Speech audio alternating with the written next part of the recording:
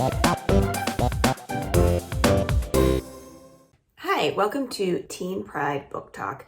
My name is Lucy, and this is the program on AADL TV, where each episode I take a few minutes to tell you about a young adult book that is both representative of and inclusive of folks in the LGBTQIA plus community. And the book that I would like to tell you about today is called The Grief Keeper. This is written by Alexandra Villasante. And this book was published in 2019. It won the Lambda Award in 2020 in the youth category. It's a book that centers on an LGBTQ asylum seeker. Her name is Marisol, and she is leaving El Salvador to come to the United States with her younger sister, Gabby. And when they make it to the detention center in the US, their request for asylum is denied. There was a woman who lived in the Northeast who Marisol and Gabby's mother had worked for, who was going to sponsor them, and she had written a letter for them, and it turns out that she has died. So now they have no one to sponsor them, and so their request is denied. They had to leave El Salvador and come to the US because they were being targeted by a gang leader. He was setting out to kill Marisol and her sister because their older brother was involved in a gang conflict and he had been killed. And it's a pretty complicated situation that comes out throughout the story. Bits of it are revealed as Marisol is remembering back to her time in El Salvador. What is really interesting about this particular story and why they left is that more and more and more of the trauma and the situation there is revealed to the reader as we get to know Marisol more and as she gets into her situation in the United States a little bit more. So Marisol and Gabby don't get asylum. They don't know what to do. They cannot go back to El Salvador. So they escape the detention center and they are walking along the road when they get picked up by a woman. She offers them a ride, and her name is Andrani. She's very nice, and she offers to take them somewhere and help them. Andrani explains that she works for the government, and so she is able to help push their asylum request through. They're taken to this house, and Marisol is introduced to another girl her age, like a 17-year-old named Ray. Ray is in mourning and really depressed. She's recently lost her twin brother, and we don't find out in the beginning how he died. That is revealed to us later. It slowly becomes apparent to Marisol that this is not a normal situation where she is being offered asylum. It turns out, in fact, there's a program that Ray's father is sort of spearheading. It's a new program to help people with PTSD, and it's ready for human trials. So Andrani and Ray's father sort of make a deal with Marisol, which is like, well, you can stay here in the United States if you participate in this trial. And the trial involves Marisol wearing a cuff and then Ray also wearing a cuff. These cuffs will transfer all of Ray's grief and trauma to Marisol. And that's why it's called The Grief Keeper. She starts to keep and hold on to Ray's grief. So this experiment is pretty loosely explained to Marisol.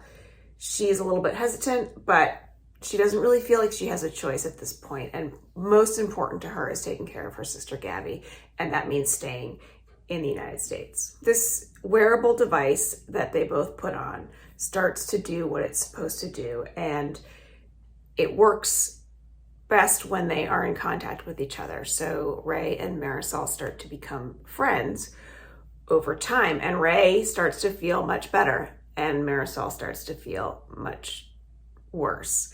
And as she starts to feel worse and as she's receiving more of the trauma that Ray has about her brother's death, Marisol starts to remember for us more and more about her own brother's death and what brought her to the United States. Her brother Pablo had a girlfriend named Liliana in El Salvador that Marisol was pretty close to. And Liliana pretended to be a close friend of Marisol and pretended to have feelings for Marisol in a way to sort of out her as gay.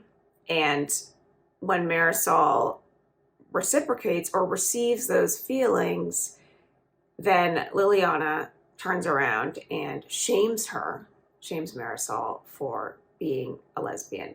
Where they live in El Salvador, they're Catholic, and this is a place that is not accepting of LGBTQ people. So you really start to see the homophobia that existed also in the place that Marisol was coming from, and she becomes a source of ridicule, and she's mocked, and it's conveyed to her that her attraction to other girls is disgusting.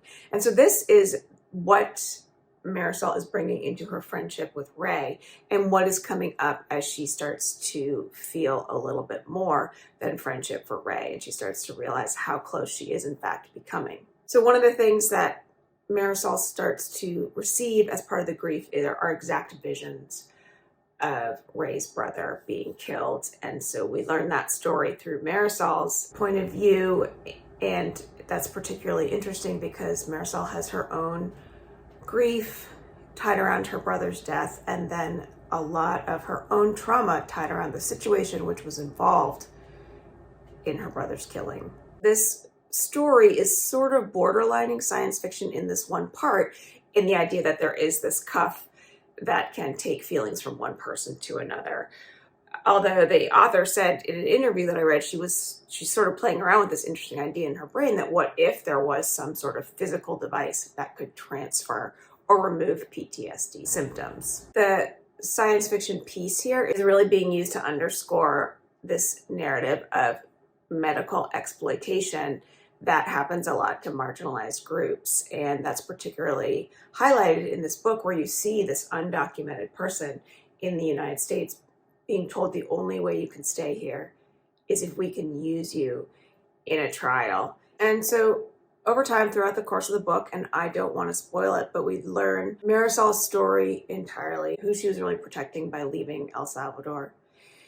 And we also learn more about Ray's story and her connection to her brother and some of her friends. And Marisol and Ray end up having a relationship. Ray is also attracted to Marisol, and it's interesting and surprising for Marisol to learn that she's allowed to have these feelings without being the butt of a joke or without causing disgust in other people. So there is a lot of material in this book that's difficult to read. The author does not shy away from the incidences that cause trauma for both Marisol and Ray. She doesn't shy away from the homophobia that Marisol experienced. And so this does provide very difficult subject matter.